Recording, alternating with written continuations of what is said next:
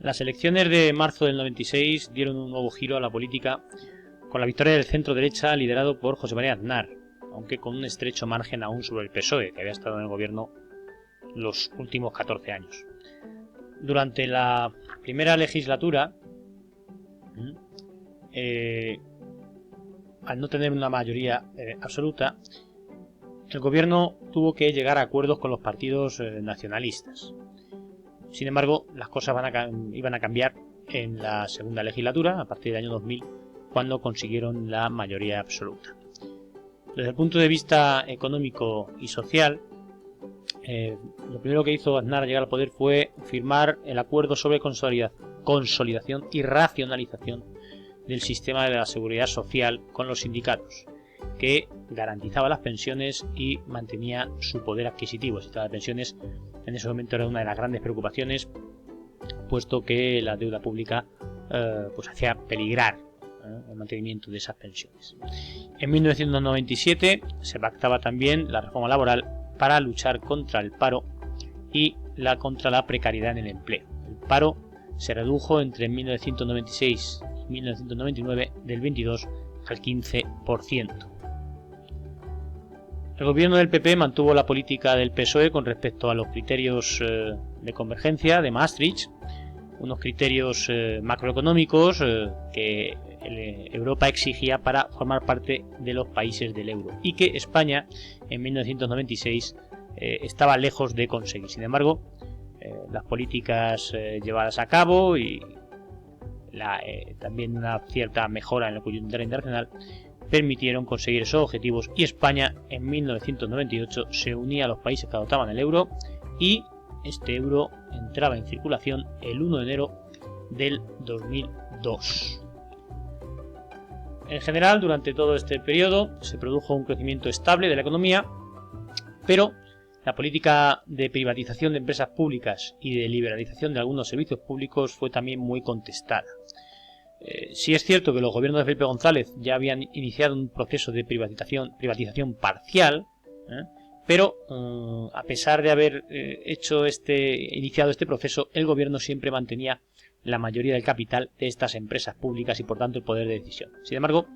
el ministro de Economía del PP, Rodrigo Rato, efectivamente ese Rodrigo Rato en el que estáis pensando, cambió la tendencia y privatizó totalmente las empresas estatales con el fin de liberalizar la economía por un lado y por otro lado de sacar dinero para el Estado, que en ese momento estaba con mucha necesidad de dinero. Claro, la oposición criticó sobre todo que se privatizaron las empresas más saneadas, más rentables y mejor gestionadas, que podían haber seguido dando beneficio, mientras permanecían en manos del Estado las que tenían pérdidas. También se acusó al gobierno de que siempre al frente de esas compañías, cuando se privatizaban, se quedasen unas figuras próximas al Partido Popular, claro. Desde el punto de vista político, una de las iniciativas más sorprendentes, aunque bueno, ya la había propuesto, era uno de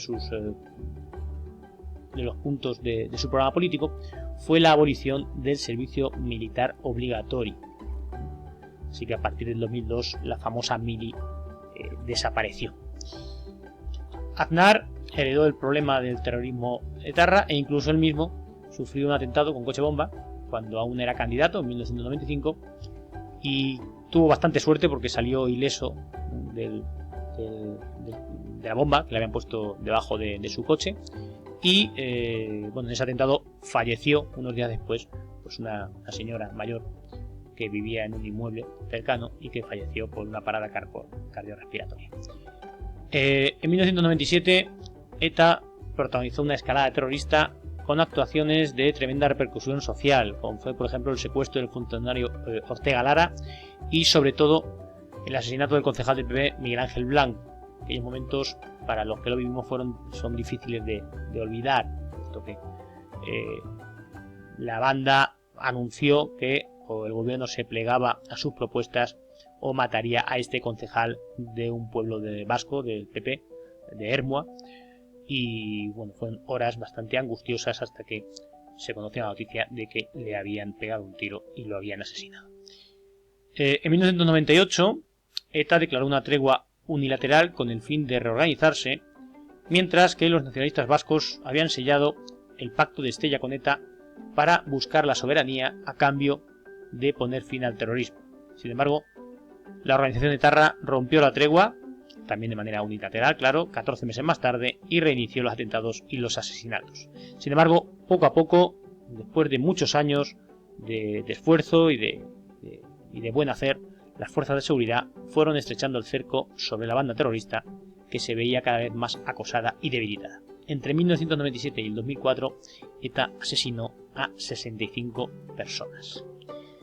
El final de la segunda legislatura, con la mayoría absoluta del PP, se vio marcado por el acto terrorista más grave de la historia de España y uno de los más graves que ha sufrido el mundo occidental, los atentados del 11M en Madrid, que fueron realizados por el terrorismo islamista. Como consecuencia de estos atentados murieron casi 200 personas y más de 1000 resultaron heridas. También es uno de esos momentos, uno de esos días que los que lo hemos vivido no somos capaces de olvidar. Esa angustia, esa rabia por un lado, pena por el otro, que sentimos el país entero. Precisamente la gestión errática y poco clara, bastante dudosa del gobierno de esta crisis, donde no quedaba claro quién había sido los que habían realizado los atentados, y bueno, el caso es que la gente no dejó de confiar en el gobierno, que pensaron que el gobierno actuó por intereses partidistas en una situación tan grave, y eso desde luego afectó a las elecciones generales, que además se celebraban tan solo 3 días después, de manera que si el atentado buscaba de alguna manera afectar a las elecciones, sobre todo debido a la mala gestión que hizo el gobierno, desde luego que lo consiguió. El final de esta segunda legislatura, y esto ocurría antes incluso que el 11M, también se vio salpicado por el mayor desastre ecológico de la historia de España, cuando un petrolero de nombre Prestige se hundió frente a las costas gallegas. Y precisamente también fue la acción del gobierno a la que, especialmente el ministro del Interior, Mariano Rajoy, que como sabemos